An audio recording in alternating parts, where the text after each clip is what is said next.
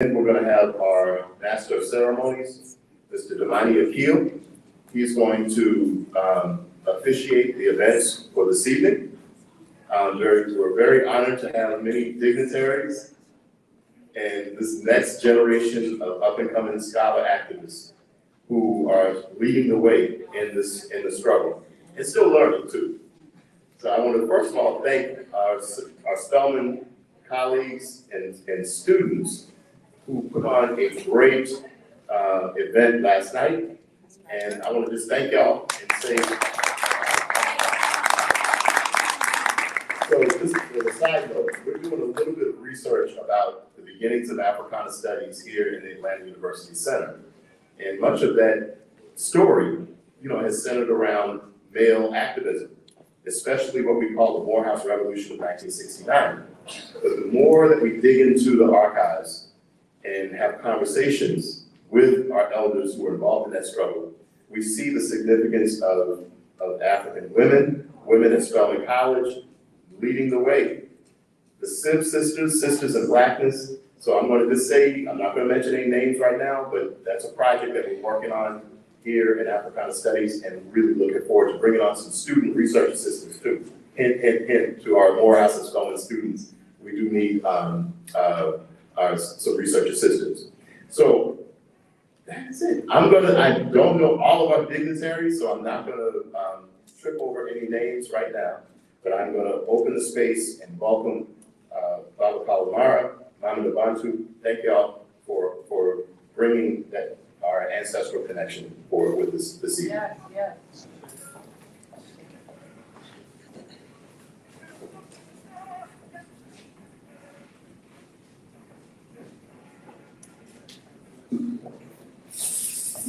Greetings, everyone. Greetings. I'm honored to be able to do this libation. Glad I made it here on time, pretty much.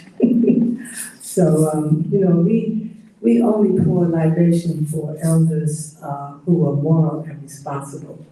And it's about honoring and invoking those elders to bring in positive energy and wisdom into our lives and to this place that we're in right now.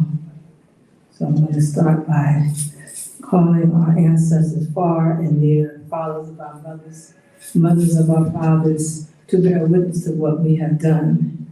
And by their example, to continue to inspire us toward reclaiming our homeland and reclaiming our greatness as a people. We pour libation to bring into our midst their venerable African spirit, radiating their great wisdom, courage, dedication, and unwavering commitment to victory by any means necessary. It is in the honor of our Creator, our ancestors, our children, and their children that we pour this libation for the Creator and the various manifestations of the Creator Spirit. We pour libations, Ashe, for our esteemed ancestors who laid the foundation for human civilization and provided the wisdom by which we live and the models by which our lives are guided.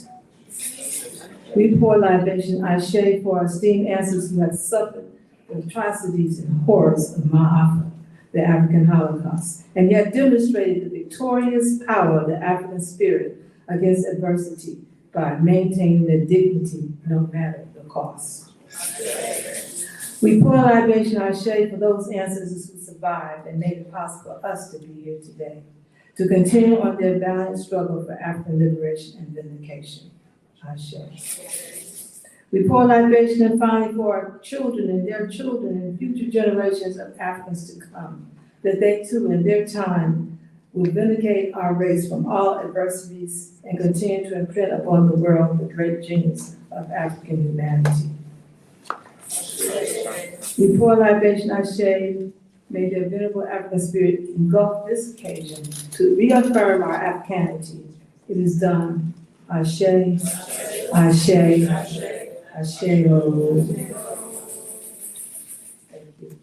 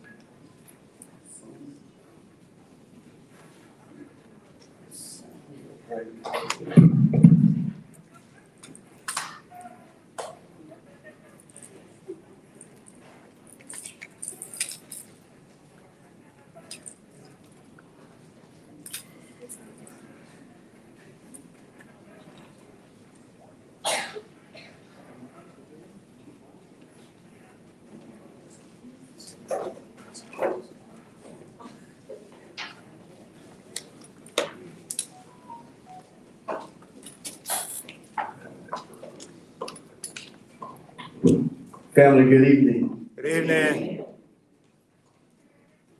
May I have the permission from one of my elders to speak, please? Thank you.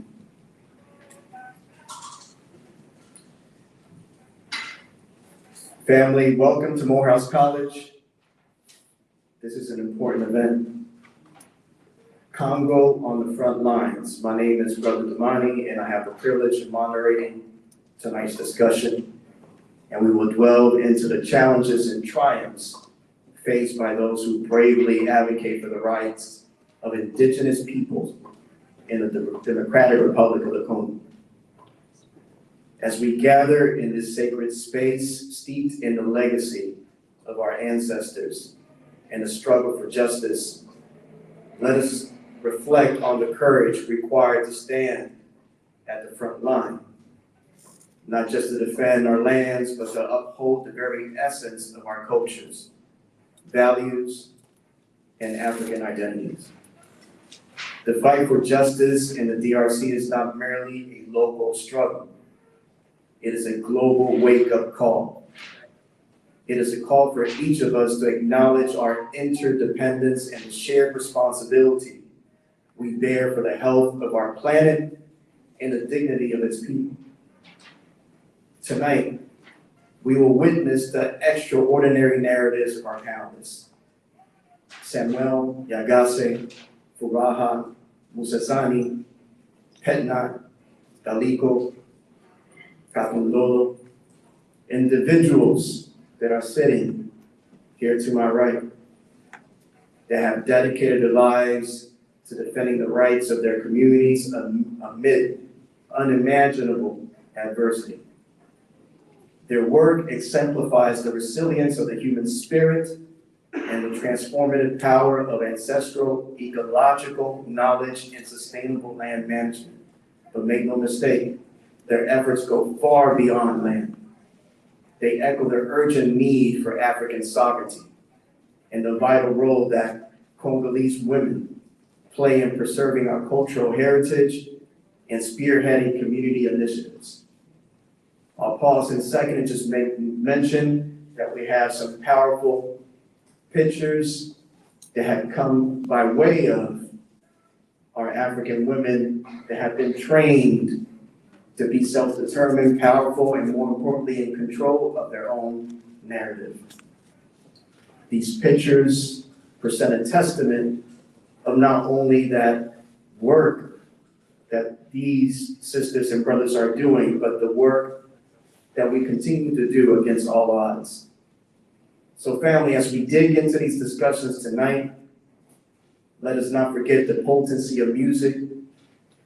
You heard the music playing in the background, a universal language that has long fueled movements for change. From the rhythms of our ancestors to contemporary songs of resistance, we have a special treat for you before the program ends. So at this juncture, I'm going to invite a brief pause for station, for community business. I was going to say station because I'm also affiliated with WRFG 89.3, but let's go. Come on, bro. My apologies, I said I was not gonna interrupt. So y'all smell this good food. We're gonna take a pause in the program at about 7 p.m. And I think by that time we will have most of our panelists will have presented. But so we're not teasing you. The food is here, but we're gonna actually serve that after the program. I do have a special student, and now he's a colleague, a former student, Brother Kyrie Davis-Towns. I wanted him to come up and tell our Morehouse students how we will handle the Pound Forum After Dark credit and at this opportunity to sort of speak to the importance of Crown Forum. So my apologies for that, this little brief break in the program, but it's not a break in the program, it's important. Brother Howard, come on up. Thank you, brother. Greetings. My name is Kyrie Davis Towns, class of 2023, philosophy major from Philadelphia, Pennsylvania. I'm also an adjunct professor for Crown Forum here at Morehouse College. I'll just move this up a little bit. So for those who don't know, our guests, thank you for coming. You're currently sitting in Martin Luther King Chapel, International Chapel. And the top level that we're sitting in, this is our African American Hall of Fame. To your left is, of course, the glory and some of the unknown things of Martin King's life, but also to the front and the back are some of our esteemed ancestors that we hold high praise to. So this is a special space for us, but more specifically for Crown Forum, it is one of the oldest still going traditions from the 19th century of our institution's inception that is still going to the 21st century. What we ask of students when they come to Crown Forum sessions is to be aware of the social impact that they can have in the world around identity, around action, around justice, as well as around diversity. So that's what the students, the Morehouse men here will be thinking about, will be engaging in after the session, but that is also what we would like you all to think about while you're here, while you're sitting in this space, and while we're all protected in such a safe space. For the students, this is specifically for y'all. The QR code will go up around the time that the break happens. Please take time to fill out the QR code. After the QR code goes up, there will be a writing assessment that will be posted later, either tonight or tomorrow, around just a short response of your thoughts of the information given to you around identity, justice, action, and diversity. In honor of Dr. Benjamin Elijah Mays, our sixth president, he's the reason that we still hold Crown Forum to this acclaim. There was a time when Crown Forum was chapel for our students. That means they had to be at chapel 6 days out of the week. There was only 1 week or 1 day that they could not be there, which was Saturday, and that day was specifically put out because Dr. Mays thought that that's the best day for them to do their laundry and be ready for, chapel on Sunday. So in that regard, we're not here to think about,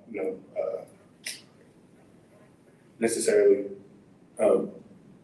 how chapel went to these type of spaces, but because it started out as chapel, and Dr. Mays said some enlightening things to young men who sat in these seats, one of them being Martin King.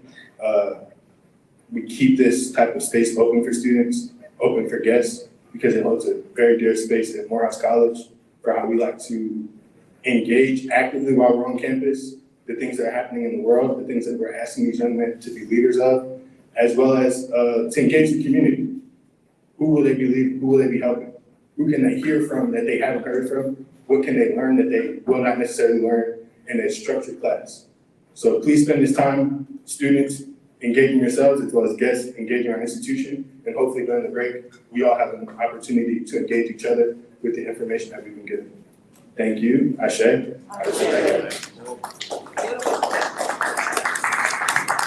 Thank you, good brother. That was necessary. There's a African proverb that says, "He who knows people is never poor." So, and I shared that with the Morehouse brother earlier. He got up and started networking. So please, sisters and brothers, engage with each other. At this juncture, I'm not going to hold us up, but I will just remind students and those that want to learn about these powerful and humble figures to my right to go on the websites that will be shared associated with the work that they do, because their bios and their work is just too impressive and too long to go into. We will spend the rest of the night doing that. So I'm going to call on my brother Petna to come up, and we're going to show a short clip. Right?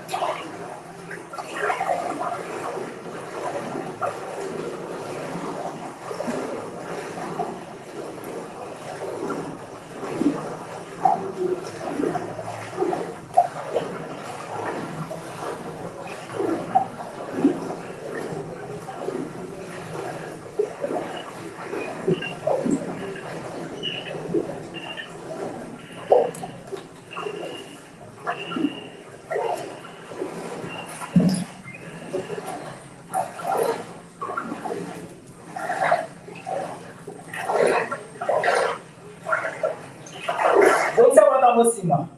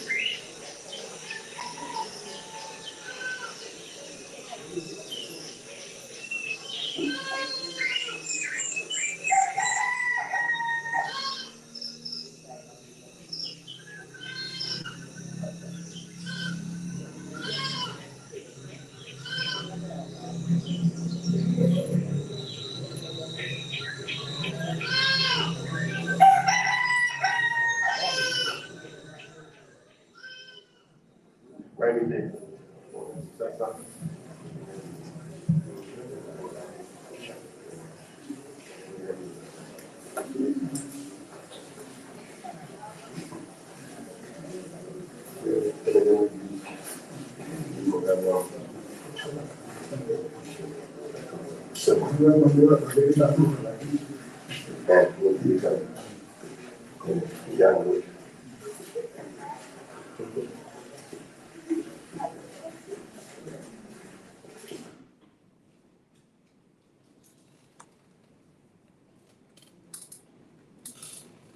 Hello, everyone.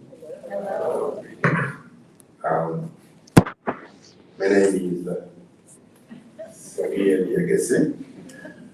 Yeah, coming from the Laos territory in the rural, the really rural area in the Democratic Republic of the Congo. Yeah, I'm an activist and community organizer.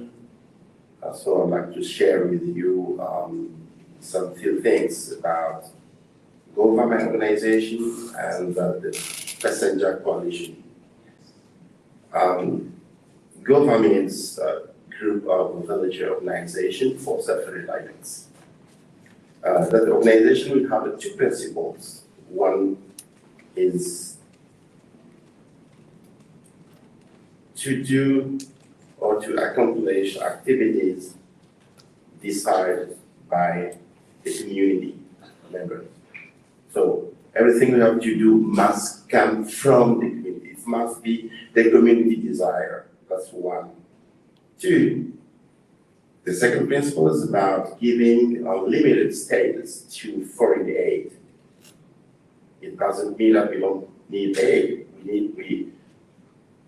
In some examples, we need that the foreign aid can't replace us totally because it doesn't work. And, working with, the academic knowledge, with the traditional wisdom, we gain a lot. Let me share with you some few activities, like what we call in French, caisse de solidarité Isangi. In English, it's like a community fund. You saw Isangi's area, which is every year flooded, and the people are being, displaced any time. Instead of waiting for this support from outside, we are organizing, ourselves as a community, trying to boost solidarity. Yeah, that's the community fund. And now we are operating in 428 villages. Yeah, this is the Isangi territories, but I don't know, it's like which state here in the US? I don't know, Maine or Louisiana, or I don't know. Yeah, that's one very, very important project we are doing at the community level. So, many partners who wanted to work with us, they say, if we need to work to help us, you go to the community fund and see, because that's money collected by the community. So you come just to reinforce. A second project I'd like to share quickly with you is supporting the community students at the Kisangani University by giving each household of the communities has to give 10 kilos of rice and put together, sell that rice and support the community students. And asking them when they finish studies to come back to the community to serve as volunteers for 2 years without being paid. And after that, you can go everywhere. Yeah, that's serious. We have a lot of things to share in terms of the project and so on. And the community fund has helped a lot, like in terms of supporting health centers and hospitals in Isangi by buying medicines. That's sure things I can share about GOVA, but there is a lot for those who are not maybe There is Mabele Mabiso. I think Brother Samuel knows it. You can share with the rest of the audience. About the Basandja Coalition, for us as GOVA, we say we can't move alone.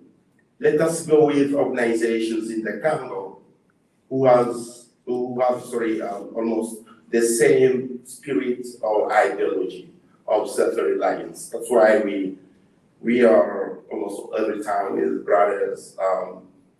Petna Ndaliko is working with the Yole Africa, and we are in Katanga, in Kinshasa, and so on. We as Basandja Coalition, we are covering like 10% of the total Congo. As you know, Congo is a big country, it's the second largest country in Africa. So we are covering 10% of this country. We need to, to put things forward. And why do we call ourselves Basandja? And what is Basandja? I would like to share with you that Basandja is a Topoki word. Topoki is a Congolese tribe, which means the traditional ways of protecting forests, rivers, biodiversity. We chose that well because in many gatherings, at national level or international level, in local communities and indigenous people are not involved. Yeah, it started the Basandja in 2022. This is just an example. A big meeting was organized in the Angambi, which is a very big agriculture center in the Congo, even in Central Africa, to protect the forests, as you saw, the river. But during that meeting, it was only scientific people who were involved, coming from different universities in the world, and of course, Congolese government officials. But local people were not allowed. For us, we have a community radio. We sent a journalist there. They say, no, you don't have accreditation, you have to go back. There is a scientific meeting. But how can you pretend to protect the forest, the river, the biodiversity without involving indigenous people and the local community living under trees and along the river? So are you mad or what? You know what you want to do, because your involvement is critical. And Basandja would like to put the community, local communities and indigenous people in the front of the front line of that fight. And just not for protecting the forest or the rivers and biodiversity, but also Basandja is really working with the community to take care of their life standards.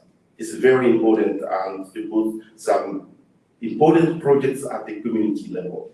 Of course, we need them to protect the forest, but also, as the best protectors of the environment, we have to take care of their lives through different projects. Like Petna is going to tell you about the famous project of it called Yole here in Goma, dealing with, working with women who have been raped, but instead of just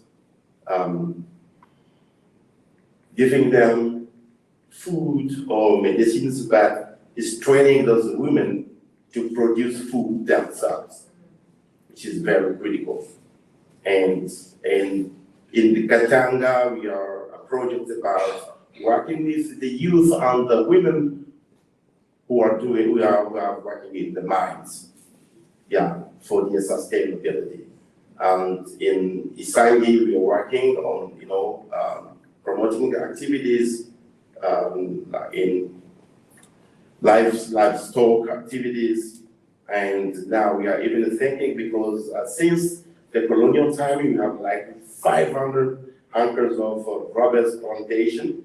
Would like to produce rubber and see how we can transform it locally, so that the community can be sustained. So we can really be sustainable and continue and be the master of their life. Thank you very much.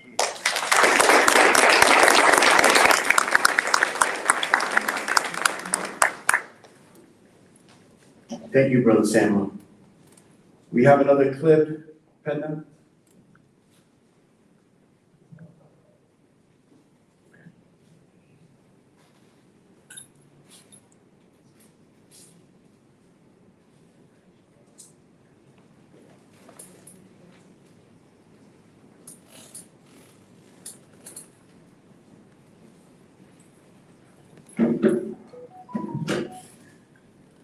Brother Samuel, would you spell the word Basandja for folks who are taking notes, or and so spell Yeah, B-A-S-A-N-D-J-A.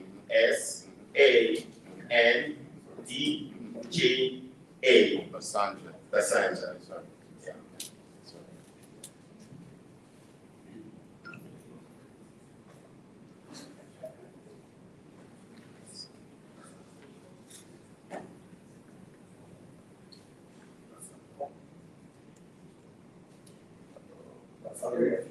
Basandja. At this juncture, we're going to bring in a dear sister of ours in the struggle, Furaha Mussanzi. She is from Common Cause, UK, and please pay attention to the words she has to say. That was some bars right there.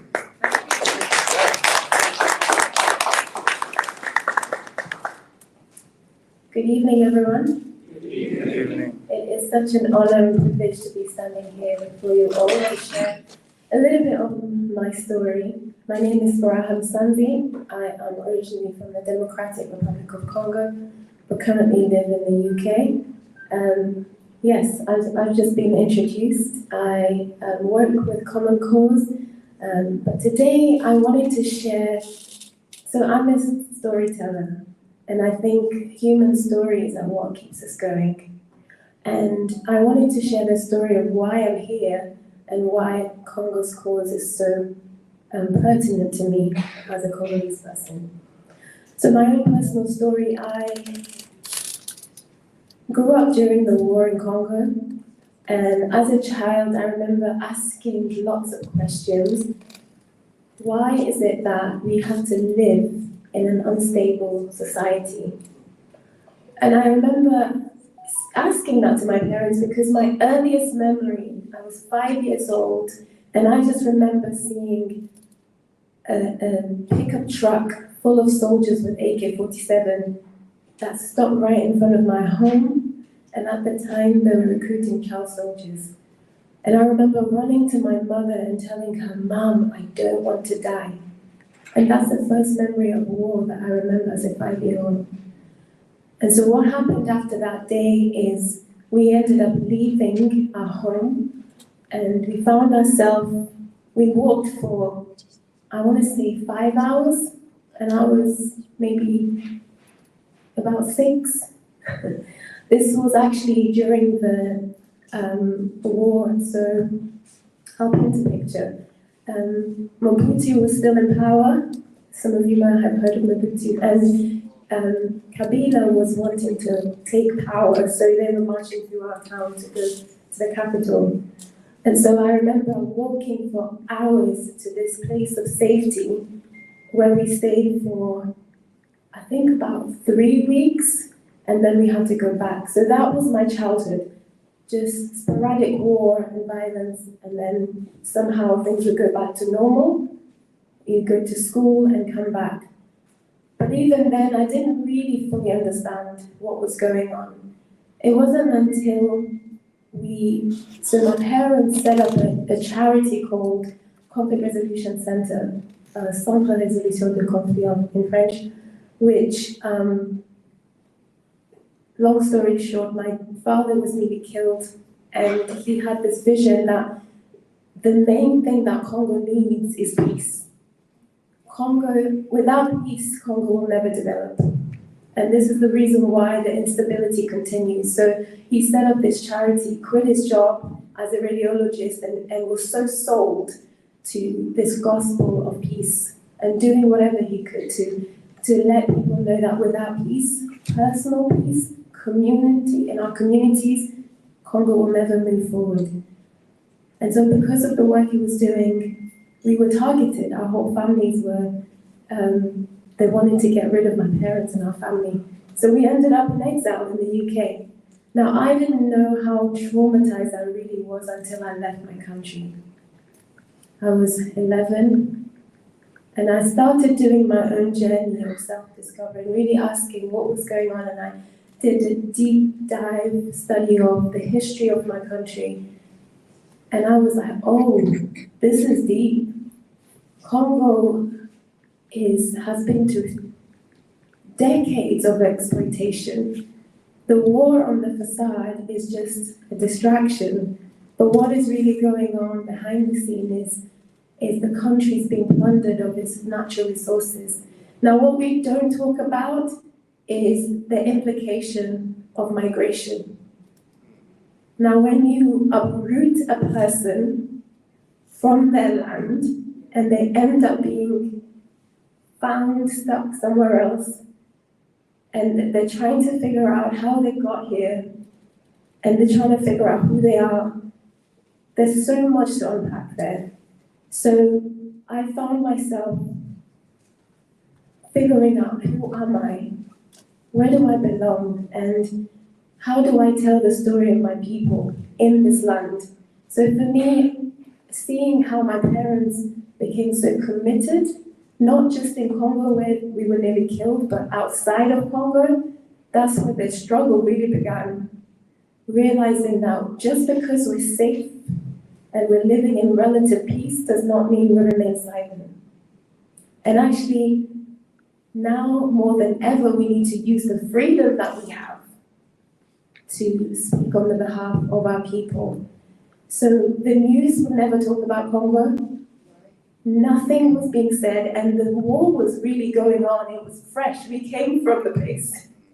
So we said, if we don't become the media, then who will? And if we don't tell the stories of our people, then who will?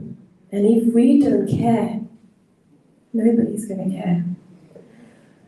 And so what happened, fast forward 20 years later, we have an influx of, over those years, of migrants from the Congo. A lot of our brothers and sisters who ended up in refugee camps in neighboring countries like Kenya and Burundi and Uganda ended up also in the UK. All been through the same struggle. So for me, I feel like the defending Congo's peace doesn't just happen in the land, but it's also outside of the land when people end up in exile. So we found this opportunity, the same organization that my parents started. We carried on providing a safe space for our people to know that they matter and giving them a platform to heal from the trauma that they were carrying. And that's the other thing that we don't have access to. We don't have the privilege of accessing trauma healing platforms.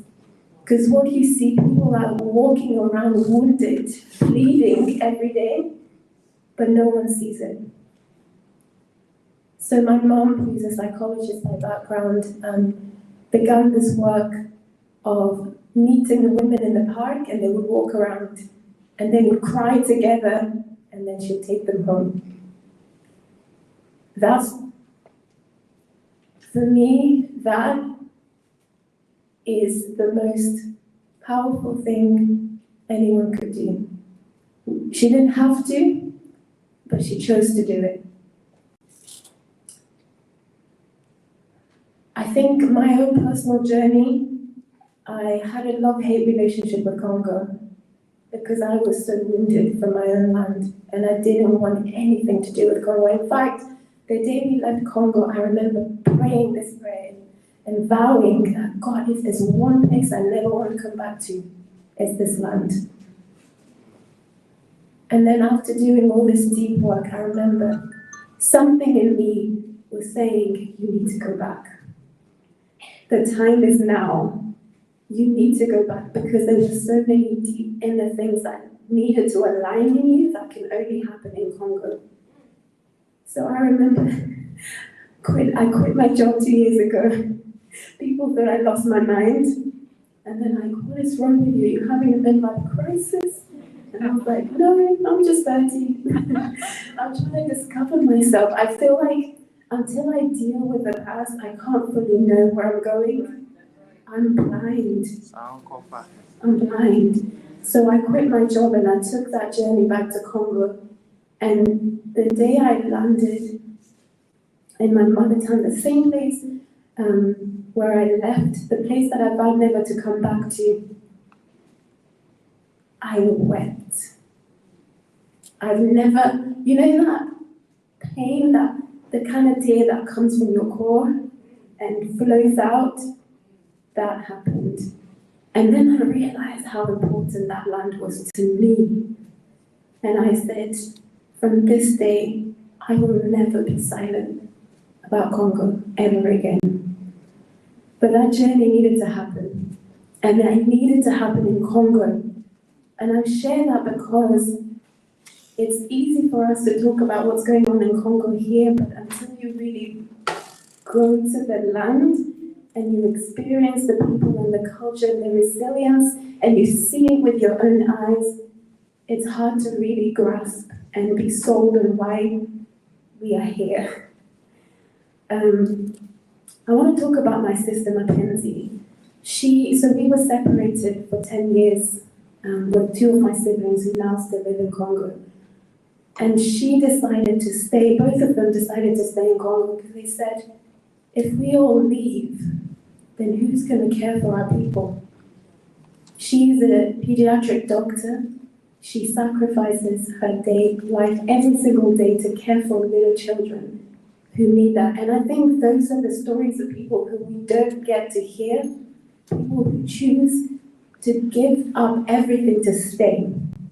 Despite the challenges of the struggle every day, they said, at least I can use my gift to empower my people. And she inspires, she's one of the most hardworking person I know. And she has lived away from her family forever because she's so sold out for this cause that she needs to be in Congo. And just to end, I want to talk about my brother, Rehema. This is not a family affair. We just happen to be activists, all of us. My brother was so comfortable doing his thing, living his best life in the Netherlands. Yeah, very successful as a business consultant. But the call to return back came, and it was so loud, he couldn't run away from it. And he quit his job, and he went back to Congo. And he decided to go back and run the same charity that my parents set up 30 years ago.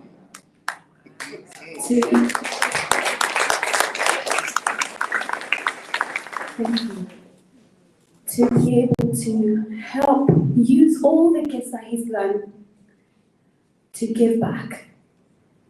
Now, at the time I was thinking, bro, what are you doing? This is wild. And he was like, since the day I arrived in Europe, I knew I needed to go back to Congo. So when the work he was doing, one of the biggest work that they did in the charity for the last 55 years is helping integrate child soldiers back into society. Now, I have about 3 of my own cousins who were enlisted as child soldiers during the war, and they're still in the militia groups, I should say, to this day. But the work that they would do, going straight deep to negotiate with these leaders and say, you need to give these kids back.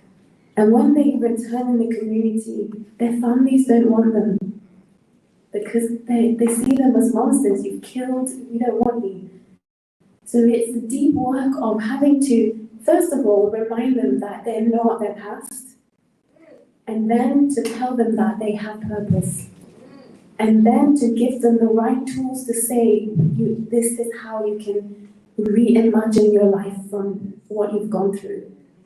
They have helped over 1,000 child soldiers to come back into society, and not just come back, but also thrive.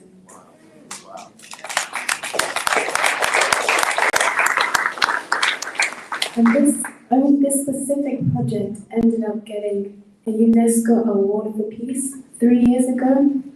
They did this work for the last 20 years, not ever being recognized. And someone heard this story. And I think beyond it being recognized, there are so many unsung heroes in Congo whose stories we don't get to hear, and we're here to shine a light on those incredible heroes and sheroes who are doing incredible work, and I hope this inspires you to keep fighting for Congo. Thank you.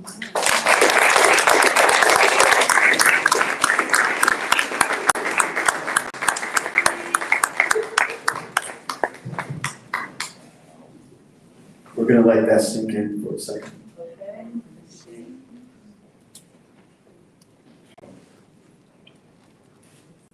Thank you, sister.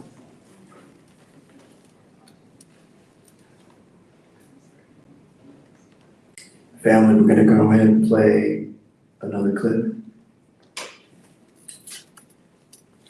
Marcus, I think you're still in the audience, right? We've got a couple film majors here. Okay. Hope you're taking notes.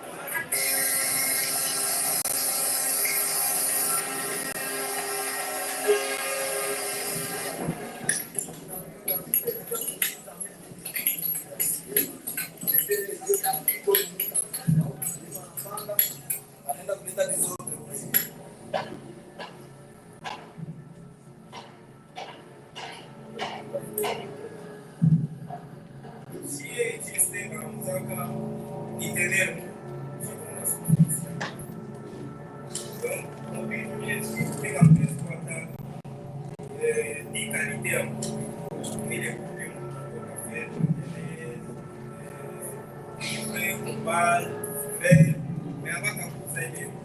Kama ni cobalt watakuza cobalt, kama ni cuivre wanauza.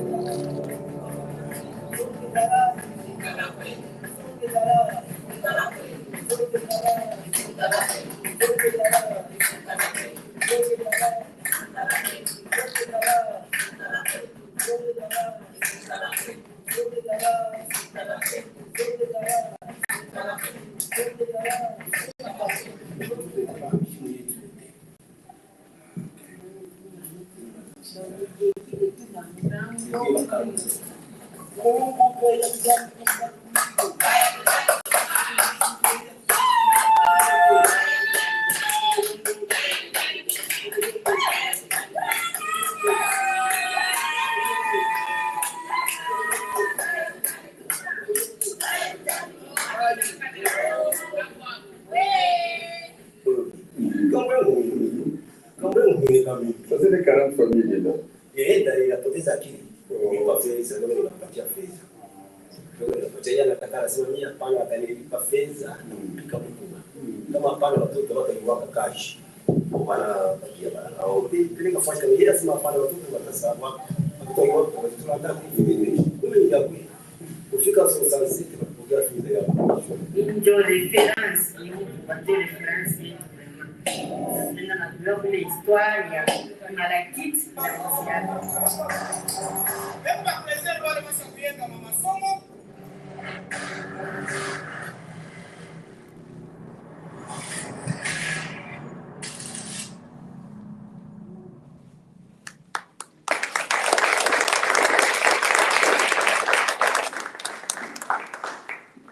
Before I bring up Brother Petna, if I could get Brother Samuel to come back over here. And if we could get Brother Kwame and Sister Carrie to stand up, please. Thank you, Mama.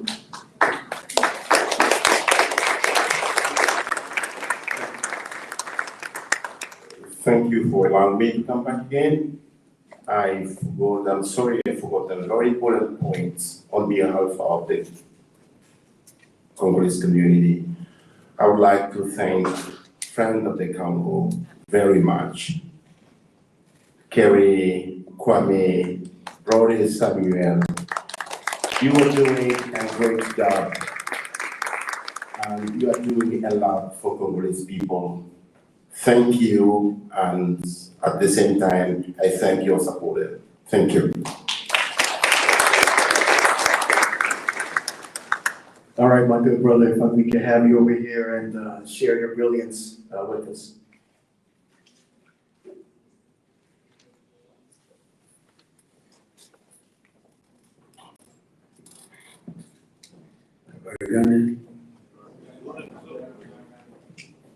Hamjambo. Habari. Asante. I have a problem with microphone, so allow me to just talk to you. I think it's better to have voice vibration to transcend the technology because we still owe our own ancestral technology. Right.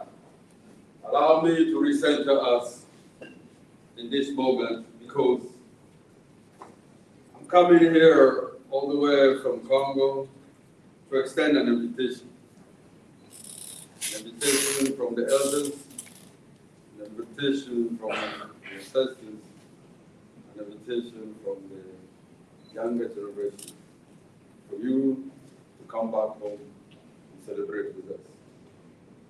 And for that, I would love to take this opportunity to recenter us at this moment. Whenever we evoke this word, Congo, written by sea, it holds a lot of violence. We need to recenter ourselves, where we invite those ones who lost their life, physical life, and they are fighting for the black people to be free in that part of the world, and celebrate ourselves who are still here in a physical life. So, bear with us, and please help me to reset us. Are we together? Yes. Thank you. So it goes like this. Kawa kaw. Clap and say, yeah. Can we try that? Yeah. Breathe. Very important. Heartbeat. Because that's how we collaborate with the earth. We all know that, yeah? Yes. Good. So let's try it. First time may not work, but the second one will work. So no pressure. Kawa kaw.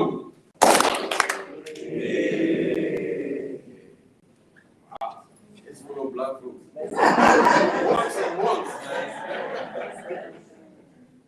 Kawa kaw.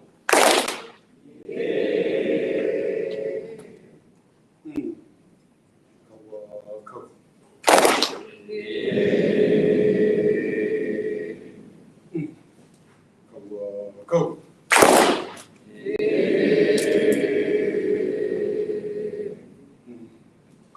Go.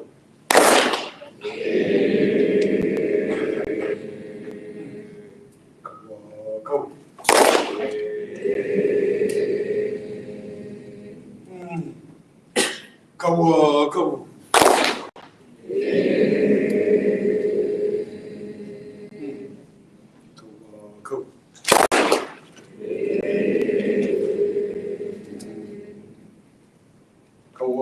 Go.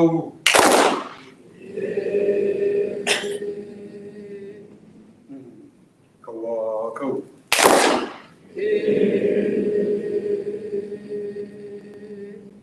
Beautiful. Since we are all in tune, let's now enter the Ikenga. Can we hold it for 360 degrees? You can try that. So when I say kawa kaw, let's hold it for 360 degrees, and as we are entering the Ikenga. Kawa kaw.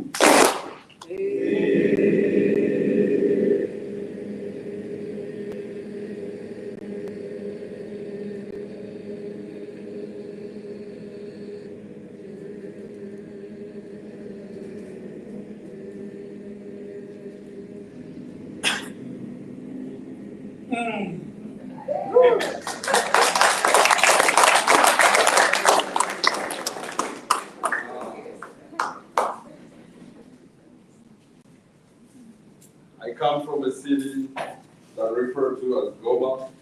And Goma is in the east of the Congo. So if you look at the north of Goma, you have the volcano Nyiragongo. We call him the Almighty, and on the south we have the Lake Kivu. We call her the Mother. And people always freak out. All the time they freak out and say, how do you stay in the middle of an active volcano and a lake full of methane gas? think that we're crazy. But in fact, this is where all this beautiful energy that goes through our body comes from. Amazing energy. Imagine you were born and grew up in that space. My brother Samuel always says that, oh, Petna is a volcano, but I'm also the lake. Right? So that's power. That's power. It's only one piece of the space today we are referring to as Congo. But the Congo I'm talking about is the Congo with K. K, as Congo. Congo, as the people of Congo. Congo as a place of land. Not Congo as a wealth space where everybody wants to come and take every single day, but a place where people are living. Beautiful people, just like you all here. Amazing, beautiful, amazing looking, beautiful people. So, as we entering the Dikinga, I just want you guys to pay attention to this. Here, as we are centering in the middle of the Congo, Kivu, Congo, Kasai, Congo, Kolwezi, Congo, Congo, the K, I'm talking about Congo, right? Center yourself. You ready? See here, we're talking about the first point of the Dikinga. You are looking at healing. Second point, you're looking at remembrance. The third point, you are looking at imagination. And the fourth one, you're looking at possibilities. So healing, why do we need to heal? The Congo need to heal. We're going to heal ourselves. But the world needs to heal.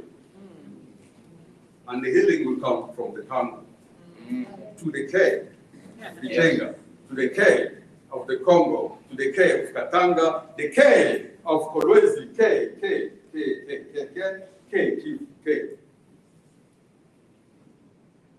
So, how can you imagine? How can you imagine the suffering that Congolese are going through? And yet, we are still standing. Yes. Yes, we still fighting.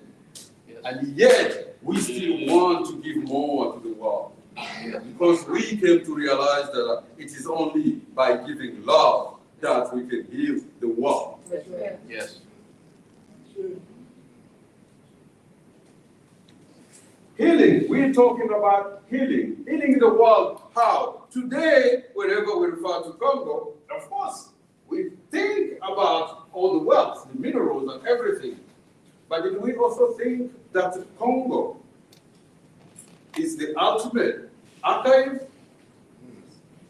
Congo, as a land, keep all the knowledges, all the possibilities of the world. And today we're talking about the second land of the planet. In fact, no, it's the first land of the planet. Amazon has been destroyed already. Yes. So all we still have is Congo. Think about it from the ancestral ecology perspective. That Mother Earth keeps all the knowledge, keeps all the possibilities. And she's there. She's Congo. So if we can tap into that knowledge,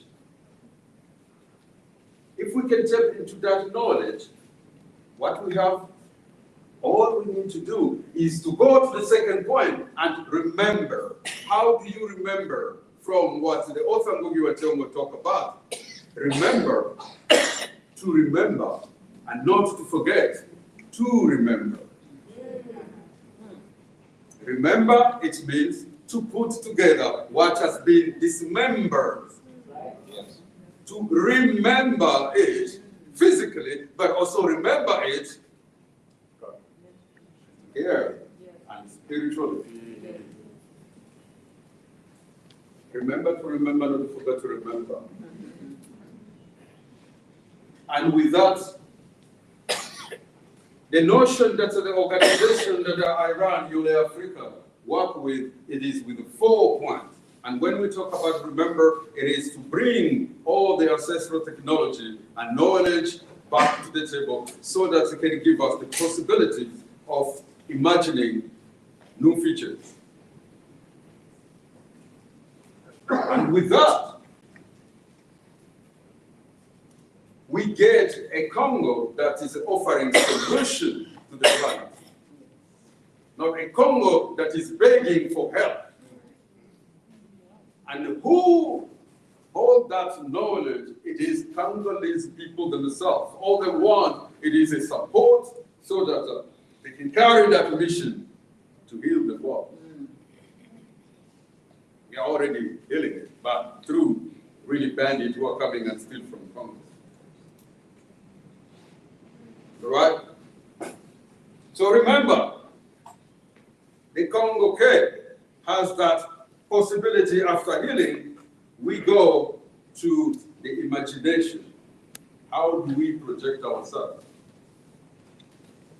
For us, if I can go to the work window, Goma, as I introduced it, I don't know how much you hear about this, but of course it's not a video. So Goma growing up had a population of 300,000 people. We need water.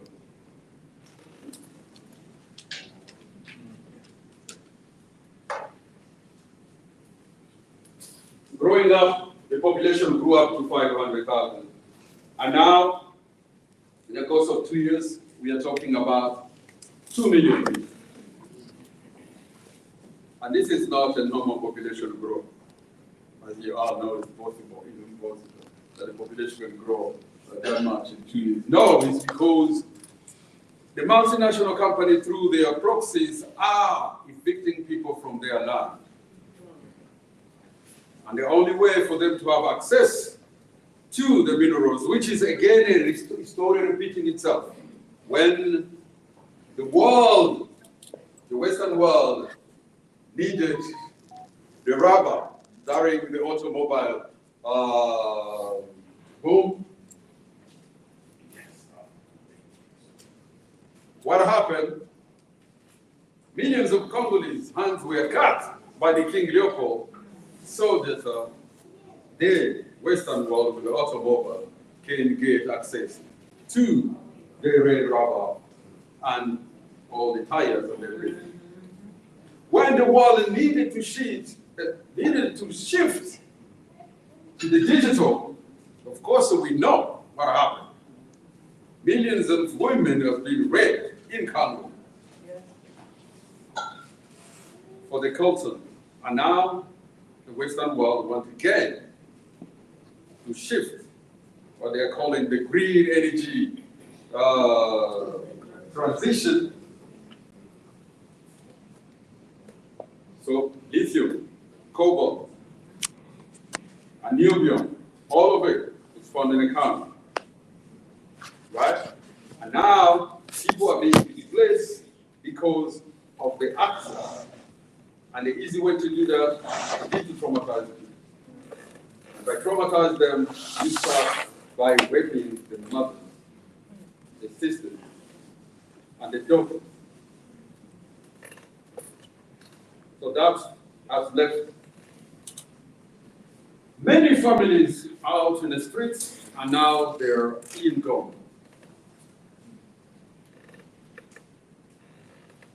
So we got all of a sudden a new city that created itself. And the photos you're seeing here are being produced by the mamas that we work with in the camp. And the first approach was because we intervened in agro-liberation, which is how to create food sufficient, self-sufficiency within a refugee camp so that they don't depend on international aid. And with that, we teach also photography and filmmaking so they can start telling their own stories. Journalists won't come and take millions when the people that can tell their own stories are going to get those millions. So please, those photos are also for sale. If you want to support the micro loan of the moment, please help them by buying their food. As we are creating possibilities in that space,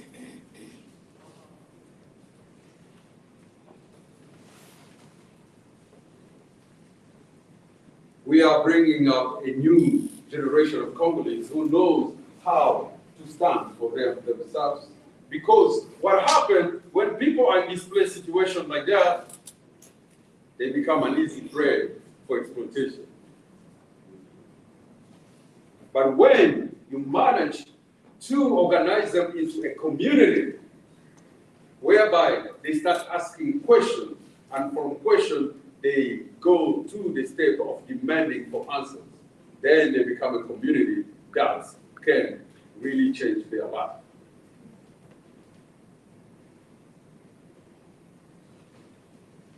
Creating possibilities comes also with the fact that children within a camp, they have created their factory of producing shoes that they are producing to so many of their peers who are in the camp. And this is the invitation I'm extending to you.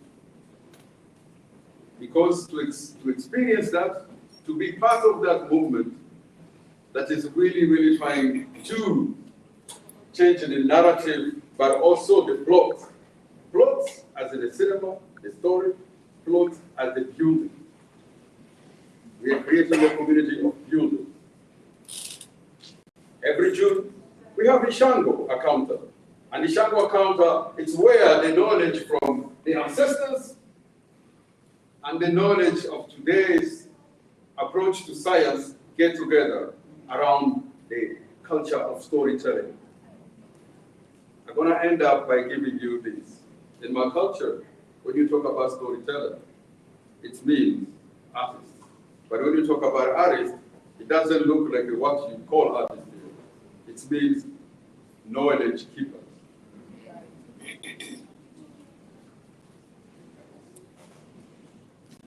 Thank you very much.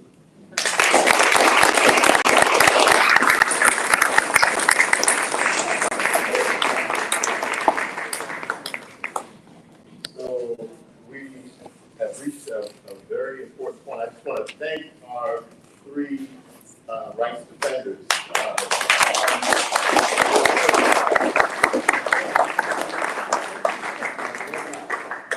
Those who lead in battle with, those who set an example for us to follow. And I thank y'all, thank y'all, thank y'all. We are going to have a question and answer session. In all honesty, we had a little bit better turnout than we planned. So we have enough food, but I would just ask everyone when you come up to get food, please take a modest plate. Let's think about those behind you. I'm mad at in North St. Louis, South Carolina. So what we're going to do is we are going to have our elders receive their food first. If y'all would line up on either side of the table, please come back to your seat once you receive your food, and then we'll have a question and answer session. And please think about those questions. Once we are seated again, we have a message from the civilian mayor of the city of Goma, Brother Kennedy Bendu, sends a message. He told him about the event, so he wrote a message, and we'll read that out for everybody. So again, if we can have our elders self-identify. Y'all can please. Self-identify, but they must be confirmed.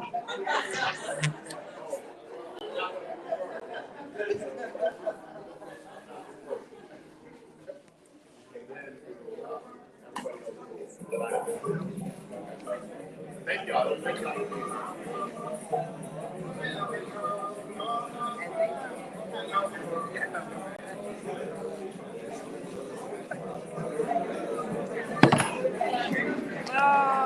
I guess we made it.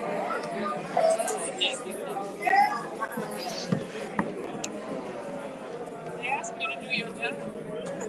That's what you and Kwame were talking about. Yes. Yeah.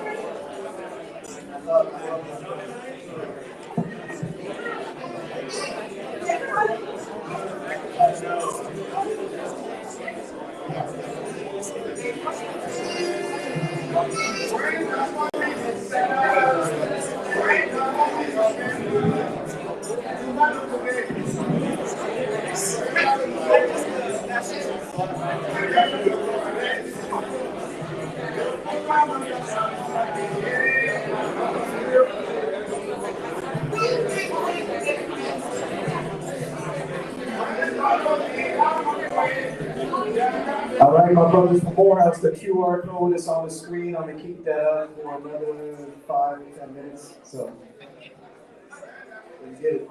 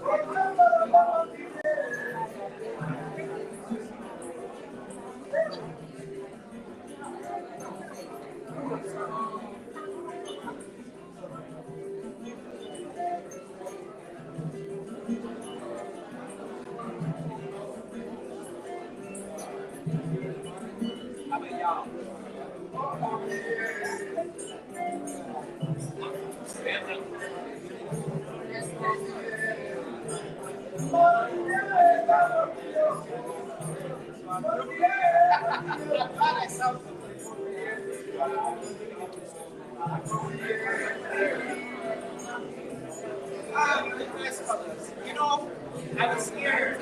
I was scared. Are you gonna be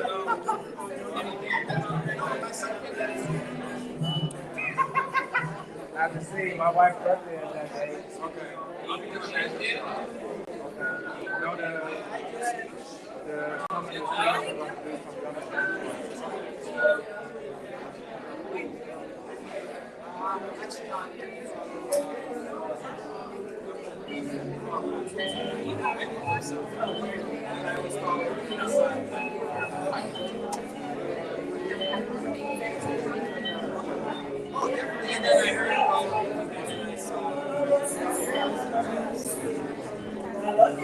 I have haircuts if you need it. And in fact, you need to stay here.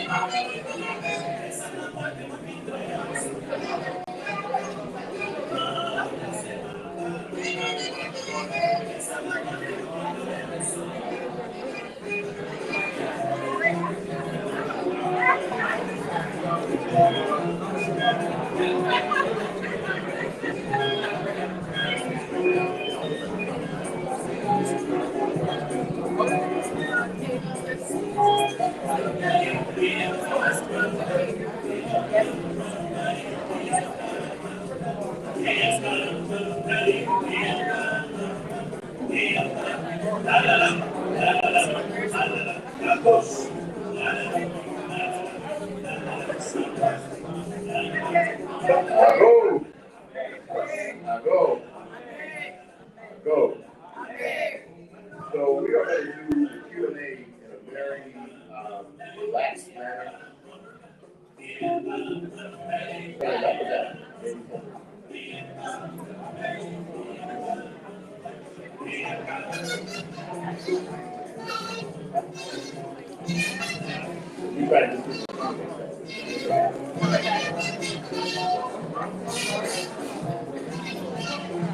So, given our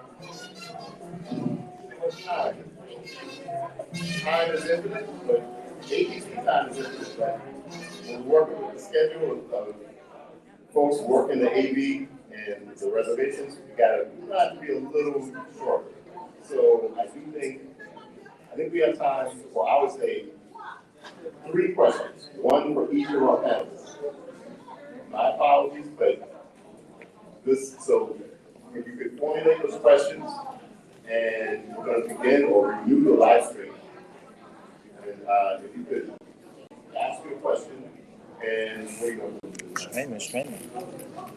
If you could come up, we want the question to be in the microphone, so I'm gonna have you here, come up with me here and pose the question. So in about 3 minutes, we'll go ahead and get started with those questions. Again, it's 3 questions.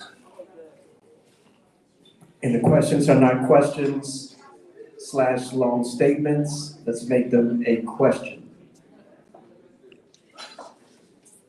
Ayator. I want to be one of those, if I can. Yes, you can. No, I'm just waiting for everybody to come back. Yeah, not yet. We got a couple minutes.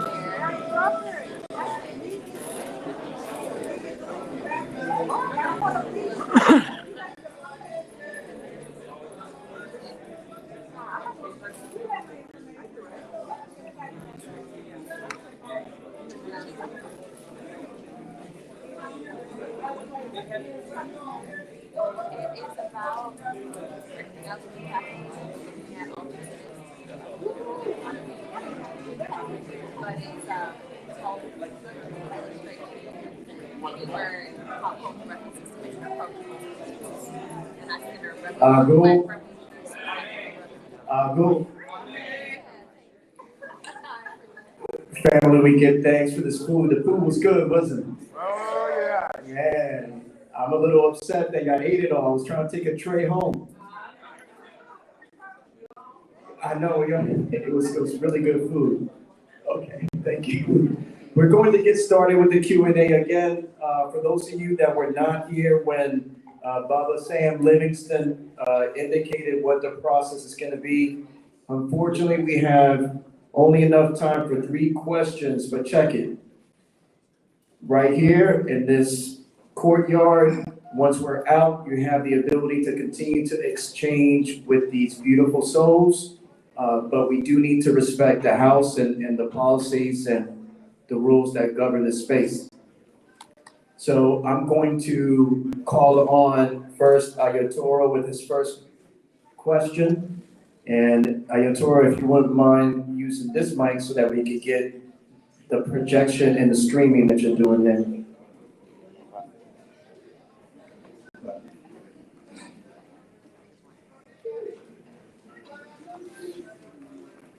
Okay, good evening, everyone. Good evening. Jambo.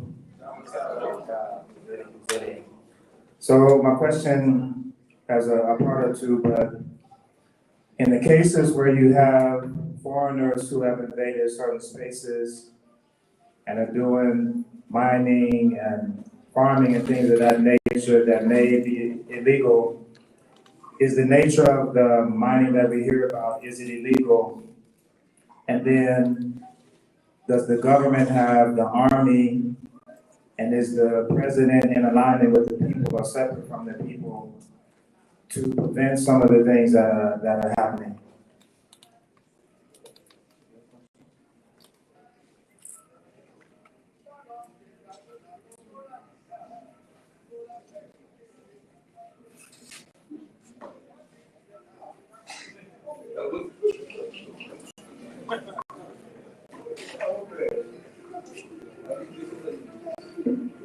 C'est trois questions. Si Morehouse men, they ask 3 questions. They don't know how to ask 1.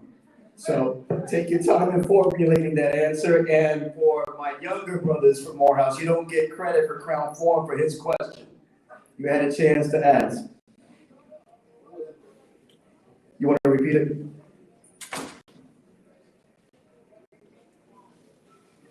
All right, so the pieces were 1, whatever mining is happening, is it illegal or does the government participate in it and the things that come from it? The second part of that is the government, like the president, the higher ups, are they in alignment with the people or are they separate from the people? And is the military or the security situation such that, why is the mining able to happen? What is not in place that is preventing people from the mining that we hear about?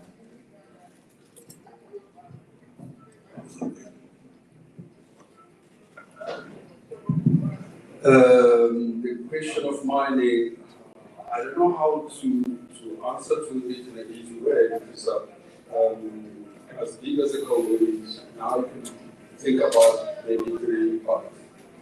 You have the entire region of Katanga and other Kasai, where the region that mines were developed by the Belgians when they occupied Congo. The Belgians? Yes. It, from all those places, mine is sort of industrialized. Industrialized. And, yeah, and if you look at what just Master Kangalele was sharing, who's the last of the 44 families that they had the alchemy to transform soil into iron. And he's talking about we had the knowledge, and then Jikamin took all this family in. They were teaching them how to spot places where you can find cobalt, because they knew they were collaborating with plants on where there is cobalt, these sort of plants will grow. So they had that knowledge, and then after they took that knowledge, they were promising them, they were paying them up to 67, they stopped paying.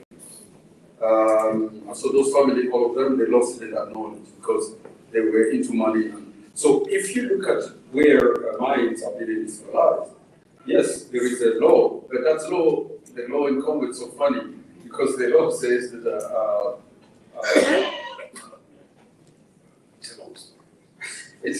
the law were put in place with the Kabila the father because he was living there for so long in the forest. He knew that artisanal mining was very important. So he passed that law of like local people can have access to the mines still, because all these spaces were either belong to the government and most of the people who have shared in those big mines are international corporations.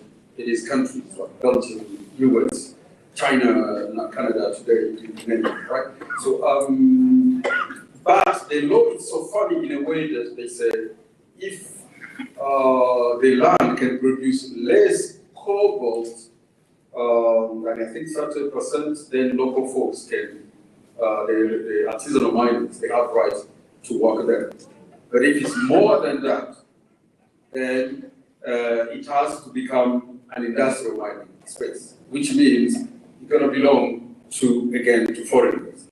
And picture this very well. The biggest labor company that exists in Congo, with 35,000 workers, it is Mutoshi Mine and the artisanal mine. Right?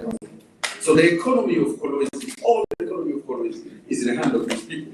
But they cannot own a space where they can, local people cannot have an industrial mining space. They only have to have like those small spaces that they can mine. So that's how complex it is. And you're talking about the implication of the government and so forth, so on. But you see, so, okay, it's a long story. In Katanga, it's a very long story. Then you go to places like Kivu, where Belgium did not discover anything yet in terms of mining. So there was not industrial mining. And there it is more artisanal mining, and you're having now militia proxies of all the multinational companies are using to control and exploit those spaces. And there, they're the king. There, they control everything. Even the police, which is there, they control it. Even the military who are there, they control everybody there. Government is there just as either collaborate with them directly, and that's why you're having a serious problem, because the people who are there are either working for the Rwandan government or Ugandan government, and all of those people, you know, the Rwandan government, Ugandan government, or whatever, all the people who are there, they are backed by the, mostly the US, and the rest, France, British, and Canada. Yes, China is present, in fact. That's why it's different from, I hope you guys will have the chance to watch the film Bikuba when it's finished.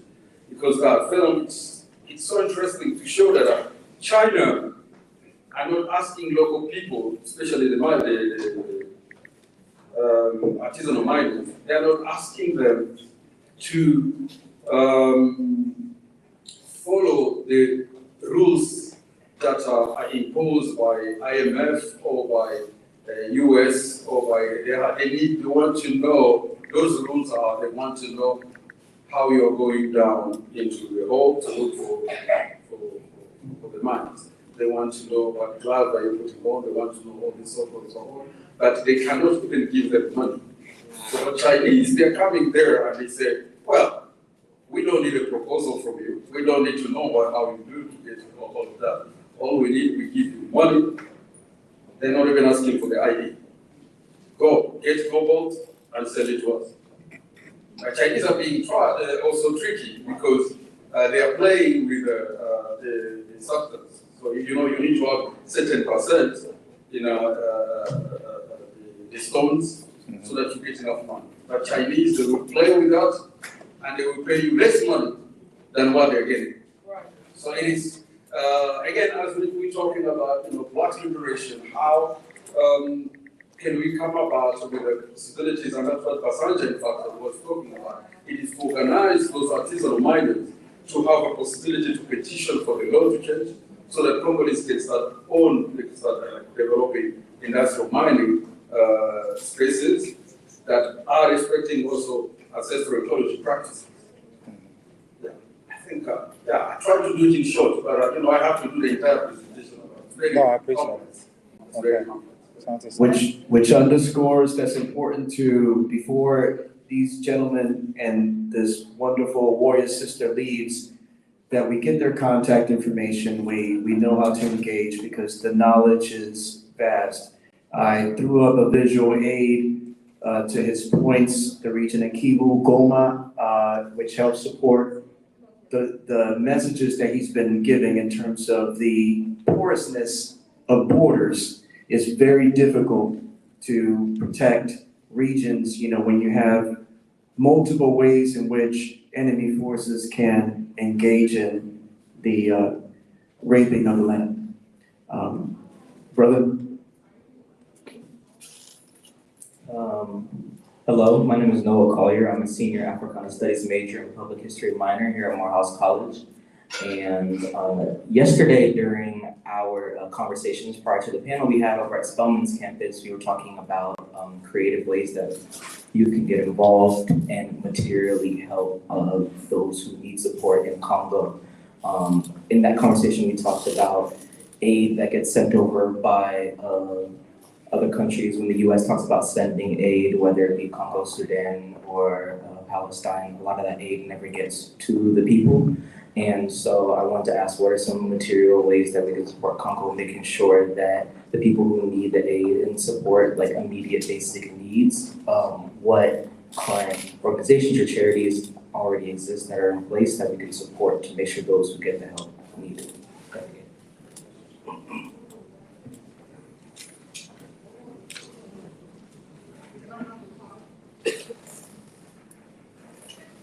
While they're talking, I'm gonna say Friends of the Congo, brother, reach out to them. That's a great bridge.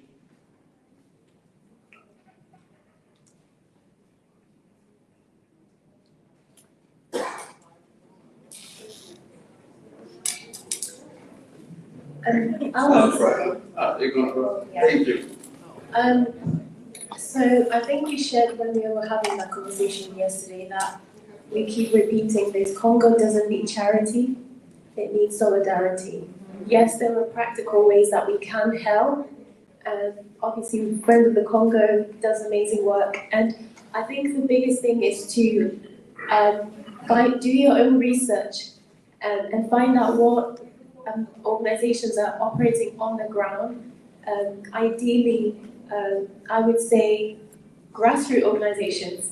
And there are amazing grassroots organizations on the ground. You know, even just in Goma in Eastern Congo, there are so many NGOs, like so many. Just the UN alone has so many troops there. And there is a lot of money coming into Congo with these NGOs. Just the UN alone has over 17,000 troops in Congo. Do you know how much money that is? And how each of them are being paid thousands every month to keep peace. But is Congo really in peace? They've been there for 20 plus years. And even now, this is one of the reasons why young people are rising up and saying the UN need to leave, because they're not actually doing their job. So I think that Congolese people know that they're the only ones who can defend their country. And to the point where now young people are joining local armies to try and fight back and try and push back M23 and the other rebel groups on the ground who are trying to destabilize the country. So I think the key is finding local organizations on the ground, whether that's through Basandja, CRC, which I mentioned, or other local NGOs in Congo who need support to carry on the work that they're already doing on the ground. So I hope that answers your question. Jambo, salut. Sorry, I think he wants to answer just once.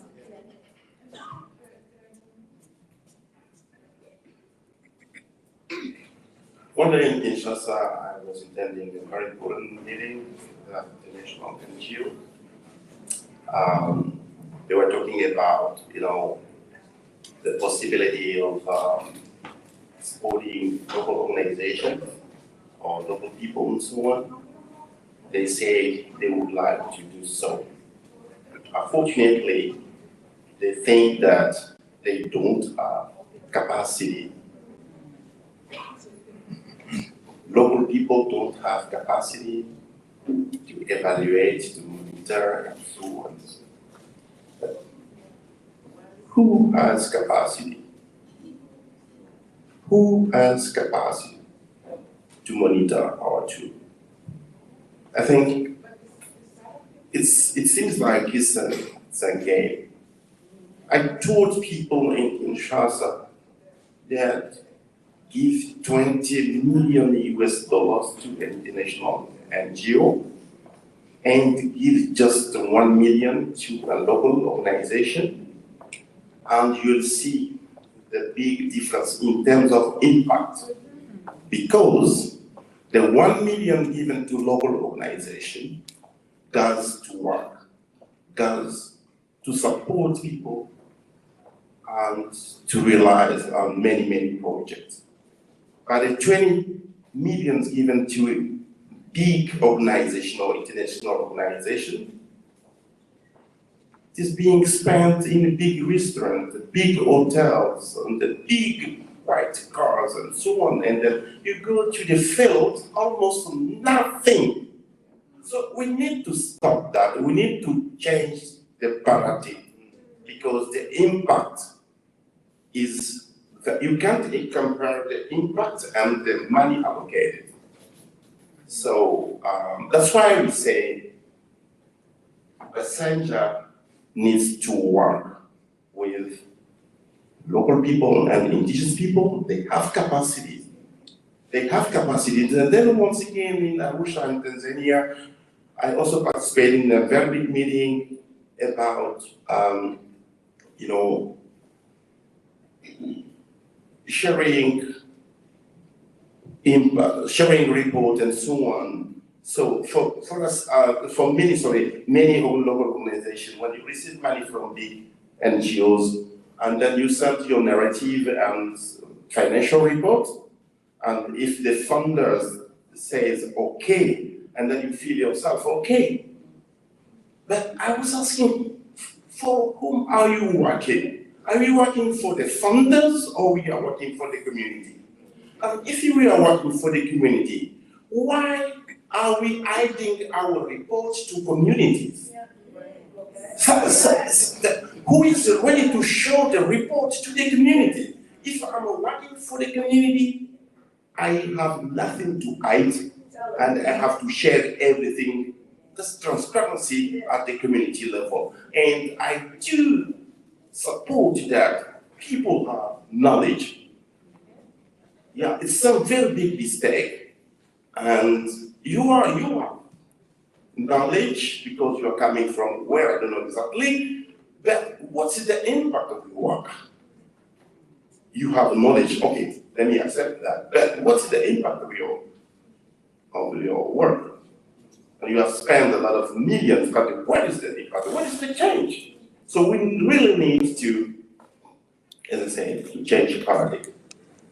And there is, let me tell you that the community fund in Isangi, 70% of the money is coming from women. And the local committee is held by local people, and everything is transparent. When money is given by, when money is given by people, everyone knows. And through the community radio, the entire community is aware. And when money is spent, the local committee has to sit and they decide on what to spend the money. Everyone is aware. So I ask those people, these big NGOs, why are you adding your salary to local people? Why? You are getting $10,000 US, but nobody knows from the grassroots why. So I think it's business. But I'm ready. Yeah, we need to stop that. We really need to stop that and respect people at the grassroots. They have capacities and they have capacities and they can make a difference. That's what I want to share. Well, Samuel, that is very well said. I will just hijack the speech here by saying, on your question, what Brother Samuel said earlier, I think he's being humble here. With Basandja, which Friends of Congo is part of the coalition, what we have started doing, in fact, it's a clear answer to the question. What we start doing is we are the community. We are from there. So what we start doing is to go to ask people, like for instance, what we just did in the camp, is to talk to people who are displaced, and we ask them what are the organizations are really helping them. And the Basandja has been moving money. We are giving the money to those organizations right away. So whenever you donate to Basandja through Friends of the Congo, we go and meet the organization from what the community has paid. If they say that organization is really showing up, we give them the money. So that's what we are doing, because that has been a study we put together for 20 years of saying, how can we start getting aid that will help Congo to not need any help? Yeah, and then that's the last point. Can you imagine during flooding in Mussanzi, an international organization came in to support, and they bring a lot of cartons of sardines, where the river is full of fish. No, sardines is not my priority. It's your priority, it's your problem, it's not mine. That's why we say we really need to learn. This is to say, you had on campus yesterday, USAID, and it was, to be honest, it was a recruitment and a propaganda game. Because for a village or community that's been victimized or that has experienced a traumatic environmental event, there's no amount of aid that can heal rape of women. But if you are paid through shell game, M23, then so don't fall for aid. Aid is the biggest propaganda. Oh, we're doing something. No, you're creating the conditions that force the need for the aid. So what we can do, knowing the best thing that y'all can do, research who is behind the rape. Who is funding M23? That's the most important thing. You can't give enough money to heal that. But we can do the research and find out, and we can force what may be a new Harris administration. Sister Oreen, I don't know if it's going to make any difference. I'm signifying, you know. But if we force her, but we can't force her unless we're doing the research. So our job here in this space is to research every aspect of how we can support, and not aid, but to stand in solidarity. So we do have to take one, we'll have our third question, and that will be it. Brothers, I'm gonna ask Sister Wick, I will ask. This is what I'm going to propose as a both and. As we exit and we're in the courtyard, that will be our opportunity to get these questions in. Secondly, I would like to just have again, Mama Carrie and Baba Kwame, please stand up real quick. These individuals are locally with Frontline campus. For those of you that are serious about the work and have questions, that is your portal, so you don't feel confined to this time constraint that we're in. You will be able to maintain that relationship with Basandja through them. Ashe?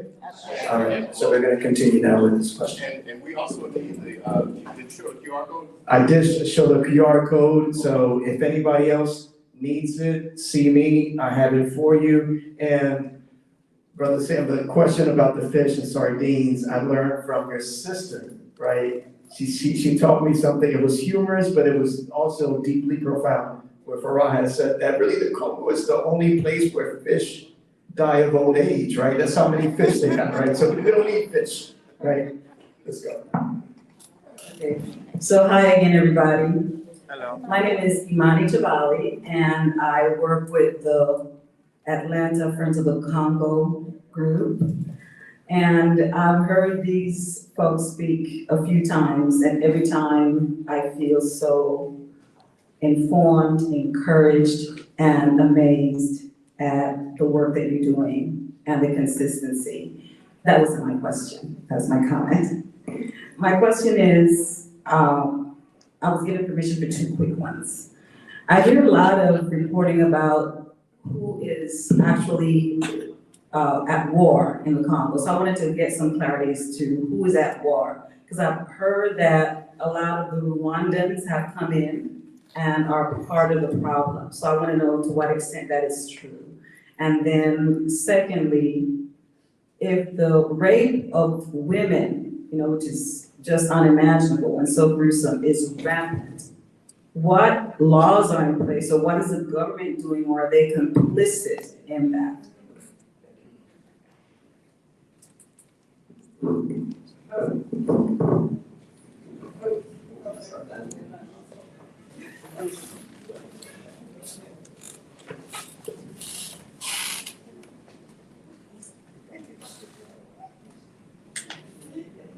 Who is at the war in the Congo?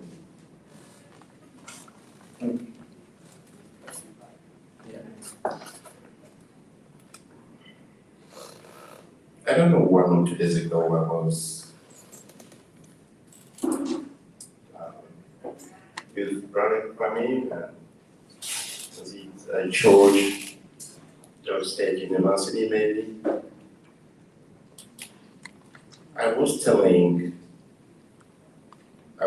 people there who is behind all this.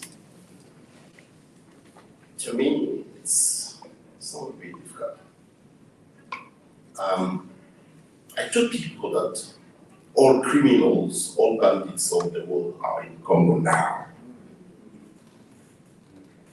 Because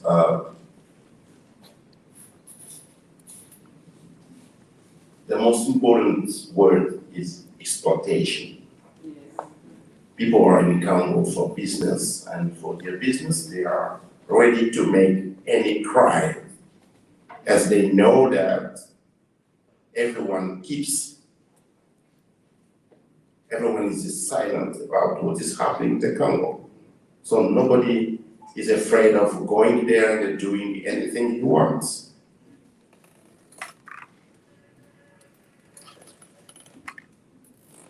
Everybody is participating. There's a lot of people participating in that, adventure, genocide, or crime of humanities. So, how many militia do we have in Congo now? Petna, do you know? How many exactly?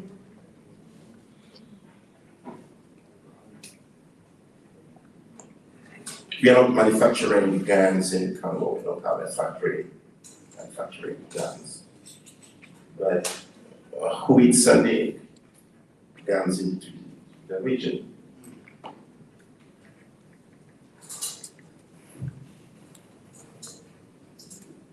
And why?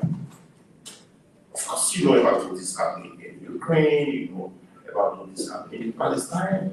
Do you know what is happening in the Congo? No. So why does the world keep quiet about what is happening in the Congo? So if you try to answer those questions, you can understand.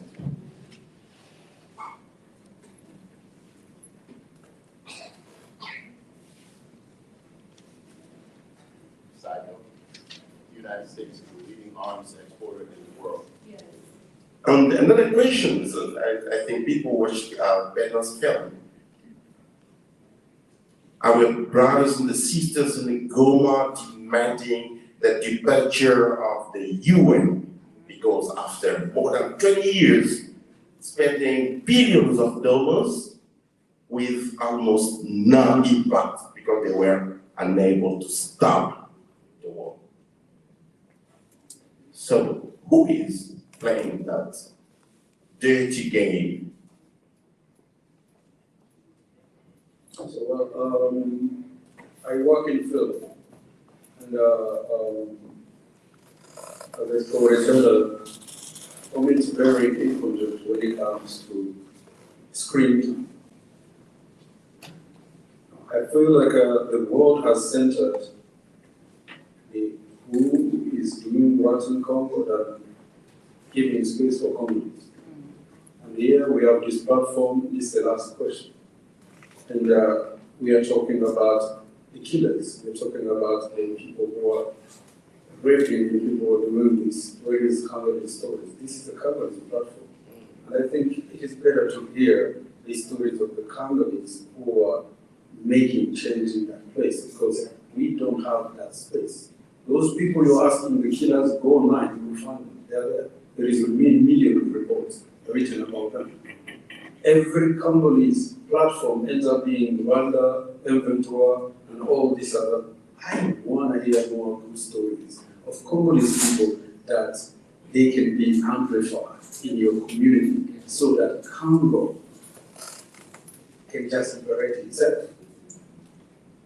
Our stories, our platform is not there for people who are killing us. It is for us to share our stories. So please, listen to us. Thank you.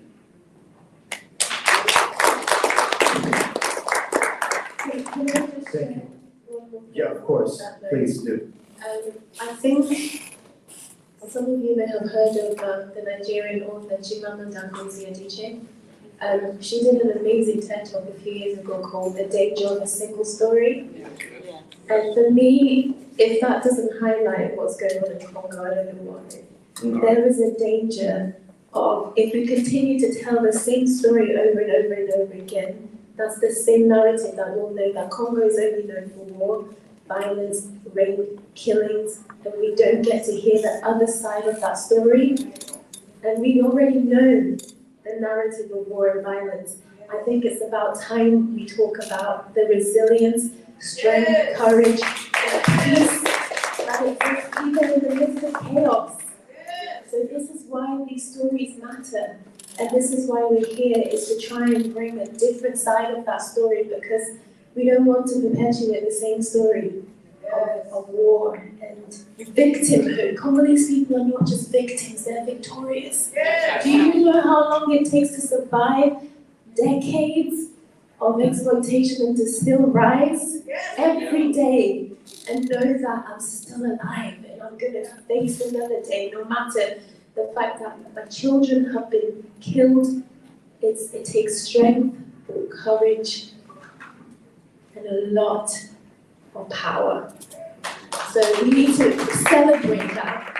We need to remember that, and we need to celebrate that. And on your point, I think, for me personally, we shouldn't focus so much on what's going on, but like we just said, we should focus on how we begin to change that narrative. And that's where the work really needs to happen. And for me, as we leave this space, what I want to leave us with is we all have a voice. Yes. And it's like, what story are we going to tell the next people? Yes, yes. In our families, are we going to continue to tell the story of Congolese people as being victims or victors? So we have that power. Thank you. And Furaha, let's go anywhere. I'm going to come back to you in 1 minute. As we draw this evening to a close, family, I want to extend a heartfelt gratitude to each person here, each African soul that's here tonight, the panelists, the audience, the members, our supporters that have been here since day one. Your presence signifies that you're not just passive observers, you are allies in this vital movement for justice, for dignity, and sustainability. We have heard the powerful testimonies of our good warriors and your tireless work, individuals who reflect resilience and dedication in the face of immense challenges. From highlighting the critical role of ancestral ecological knowledge and sustainable land management to the profound impact of Congolese women as custodians of culture and advocates for change, we have seen this intricate tapestry of advocacy that binds us all, from the K in Congo to here in Atlanta. But let not allow tonight's inspiration fade into just another memory. They have come here before, and they will come here again. But it is our responsibility to move the needle of African sovereignty. The urgency of our discussion demands more than an applause. It calls for action. Now is the time to translate our collective insights into tangible efforts. Here are a few ways that you can further the mission of our brave frontliners. 1, educate yourself. Share the stories and realities that you heard tonight about our indigenous people. Use your platform, social media, community gatherings, educational spaces to raise awareness about the ongoing struggles, but more importantly about the triumphs, especially concerning land rights, environmental issues, and women in leadership. 2, support an organization on the ground. Reach out to, like Brother Petna said, the Basandja Coalition, Yole Africa, Common Cause UK. Discover how to contribute locally. 3, engage in music and coaching. Explore the powerful connection between music and advocacy. Attend local events. Support Congolese artists. They send money back home. 4, advocate for policy change. Engage with local and national representatives to advocate for policies that respect indigenous rights and promote African sovereignty. 5, build community connections. And lastly, let's not forget the importance of solidarity with the African diaspora. Collaborate with others. The website is basandja.org, Friends of the Congo.org. Kwame, what am I missing? Congo Week. It starts next week. What else am I missing, family? Free Congo. Come on now. Tomorrow night, the conversation, the film continue at For Purpose Bookstore on, can you hear me? For Purpose Bookstore on Auburn Avenue opposite Mango Restaurant. Check out our website to see it. On Sunday, we are at, of course, First African Church always lifts up the Congo. In the afternoon, we are at the Shrine of the Black Madonna, where Friends of the Congo had one of their first events, and Maurice and Kabadi came here, and we're welcomed into that space. And we understand that the elders at Shrine of the Black Madonna, you can check out their website, but also check out, Basandja continues to other cities, so if you have friends, I think they're back to Boston, then they're in Chicago, and then they're on the West Coast. I'm not sure what order, but please let your folks know this has been a wonderful celebration, don't you think? Yes. So, straight ahead. All right, check it, come here real quick.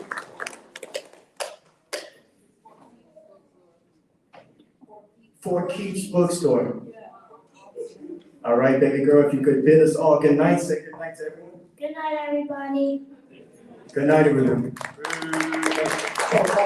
Wait, I go.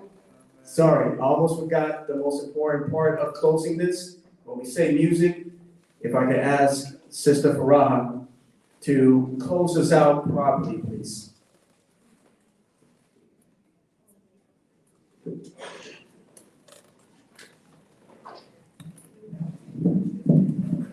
Okay, so I forgot to say I'm a singer-songwriter as well, and I'd just like to finish this evening. We've heard a lot, and I'm sure our hearts, there's a lot of heaviness, of encouragement, and I want us to rise, and I want to teach us a song that I want us to end with. The song was written by a friend of mine, a Congolese woman in Liverpool.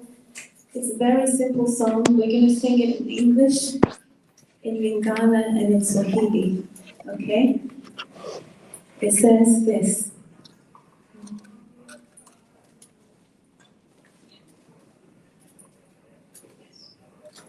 So in English it says, I am a voice. Your turn. I am a voice. I am a voice. I am a voice. I am a voice, I'm a voice, I'm a voice. I am a voice, I'm a voice, I'm a voice. I am a voice. I am a voice. Lingala, we say, Nazali Maloba. Your turn. Nazali Maloba. Nazali maloba. Nazali baoba. Nazali maloba loba. Nazali maloba loba. Nazali maloba. Nazali maloba. Kiswahili niko sauti. Niko sauti. Niko sauti. Niko sauti. Niko sauti uti. Niko sauti uti. Niko sauti. Niko sauti. Thank you.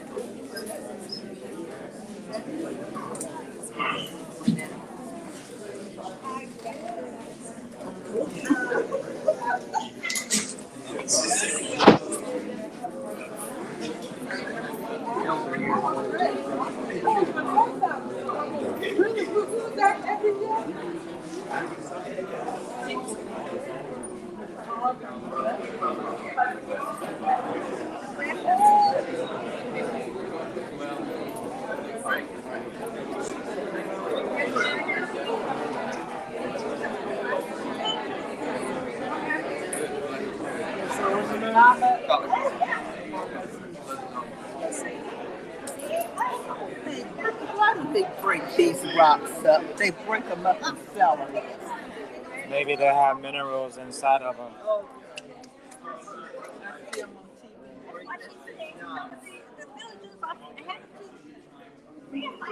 Taking them on, but they can sell them.